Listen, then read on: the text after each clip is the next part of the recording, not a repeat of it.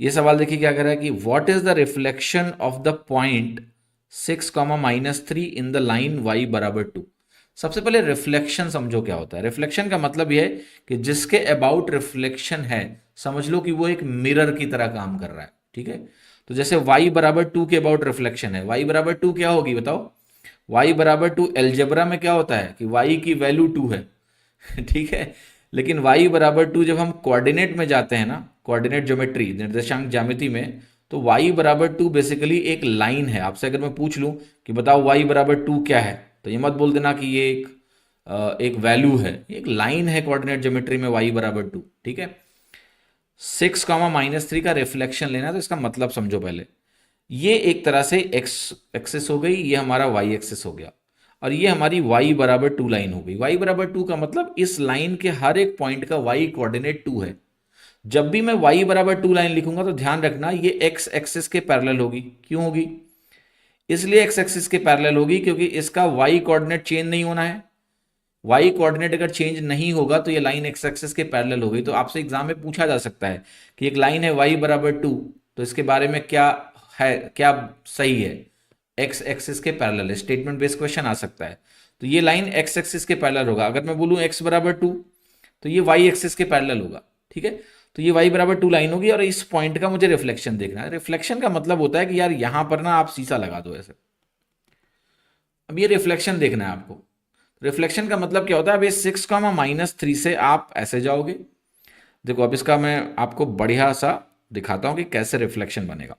Reflection बनाने के लिए आपको क्या करना है? सबसे पहले यहां से शुरू करना है और एक परपेंडिकुलर डालो, क्योंकि ये लाइन आपका जिसके अबाउट रिफ्लेक्शन होता है, समझ लो वो शीशे की तरह काम करेगा। ठीक, तो रिफ्लेक्शन मुझे लेना है यहां पर, तो यहां मैंने परपेंडिकुलर डाल दिया। अब परपेंडिकुलर डालने के बाद आपको क्या करना है? आपको ये डिस्टेंस मेजर करनी है। ये डिस्टेंस कितनी है जरा बताओ। आप कहोगे यहां से, क्योंकि ये एक्स एक्सिस है हमारी, अगर हमने यहां लिखा हुआ है कि y कोऑर्डिनेट -3 है, तो इसका सिंपल सा मतलब ये है कि ये जो दूरी है ये 3 यूनिट्स के बराबर है। ठीक है, y एक्सिस में नीचे की तरफ 3 यूनिट, -3 का मतलब नीचे की तरफ 3 यूनिट। ठीक, अब क्योंकि ये प्लस वाई होता है, ये डायरेक्शन हमारा -y होता है। ओरिजिन के इधर जाओगे तो y कोऑर्डिनेट पॉजिटिव होगा, इधर जाओगे तो नेगेटिव होगा। तो -3 का मतलब ये है कि इसके नीचे 3 यूनिट। दूसरा देखो ध्यान से, ये किसके बराबर है? यहां पर y बराबर 2 होने का मतलब है इसकी ओरिजिन से दूरी 2 यूनिट की है, इसलिए y बराबर 2, ये 2 यूनिट और हो गई।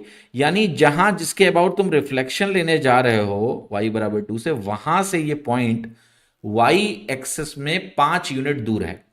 तो अब जब आप रिफ्लेक्शन इसका बनाओगे ना ऐसे यहां पर, तो एक चीज का आपको ख्याल रखना है, और वो ख्याल ये रखना है कि जब मैं रिफ्लेक्शन बनाने जा रहा हूं इसका, तो ये जो पॉइंट मुझे मिलने वाला है यहां पर, ये जो पॉइंट मुझे मिलने वाला है यहां पर, ये जो पॉइंट होगा ये अब इस रिफ्लेक्टेड पॉइंट से 5 यूनिट दूर होगा। अगर आपने फिजिक्स थोड़ी बहुत पढ़ी है तो अगर पॉइंट इससे 5 यूनिट नीचे है तो उधर 5 यूनिट ऊपर निकल जाएगा।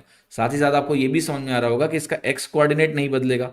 एक्स कोऑर्डिनेट 6 है तो 6 ही रहेगा। और वाई कोऑर्डिनेट क्या होगा? वाई कोऑर्डिनेट देखो, ओरिजिन से अगर देखें तो 2 यूनिट ये और 5 यूनिट है, टोटल 7 यूनिट हो जाएगा। तो 6,7 आपका आंसर होगा। ये मैंने पूरा प्रॉब्लम आपको विजुलाइज करा दिया है। वैसे सवाल होने को तो तुरंत हो जाएगा। अगर आपको एक छोटी सी बात समझ में आ गई विजुलाइजेशन से कि अगर मैं y बराबर a, ये कोई लाइन है, इसके अबाउट रिफ्लेक्शन लूंगा, अगर मैं रिफ्लेक्शन y बराबर a से लूंगा तो क्या नहीं बदलेगा? x कोऑर्डिनेट नहीं बदलेगा। समझ रहे हो? क्योंकि लाइन अगर y एक्सिस के पैरेलल है तो x कोऑर्डिनेट चेंज नहीं होगा रिफ्लेक्शन पे। विजुलाइज कर लो, नहीं बदलेगा। तो x कोऑर्डिनेट अगर नहीं बदलेगा तो आपका आंसर में x कोऑर्डिनेट यहां 6 है तो यहां भी 6 ही होगा। होगा या नहीं होगा? 6 ही होगा ना। तो अब b के अलावा क्या हो सकता है? क्योंकि b में ही x की वैल्यू 6 है, बाकी सब जगह तो चेंज है, तो उसके अलावा कुछ नहीं होगा। उत्तर तो आप तुरंत लगा सकते थे रॉसम अप्रोच से। अगर आपको ये छोटी सी बात पता है तो आप रॉसम अप्रोच से आंसर लगा देते। अब देखो मैं सवाल चेंज करने जा रहा हूं और जरा देखते हैं कि आप कितना बुद्धि लगा पाते हो। होमवर्क दे रहा हूं आपको, 2 होमवर्क है। पहला होमवर्क, होमवर्क 1, 6, -3 का ही रिफ्लेक्शन निकालना है आपको। पॉइंट यही है, बट रिफ्लेक्शन अब आपको निकालना है एक तो y बराबर 3 के अबाउट, ये निकाल के बताना। ये होमवर्क 1 है। होमवर्क 2 है आपका 6, -3 का रिफ्लेक्शन आपको निकालना है x बराबर -2 के अबाउट। तो ये दोनों होमवर्क जो मैंने आपको दिए हैं, इसका आंसर आपको क्या करना है, कमेंट करना है। और कमेंट करके मुझे बताइएगा कि अगर 6, -3 का रिफ्लेक्शन y बराबर 3 के अबाउट लूं तो क्या होगा, रिफ्लेक्टेड जो पॉइंट होगा उसका कोऑर्डिनेट क्या होगा, और x बराबर -2 के अबाउट क्या होगा, ये कमेंट करके मुझे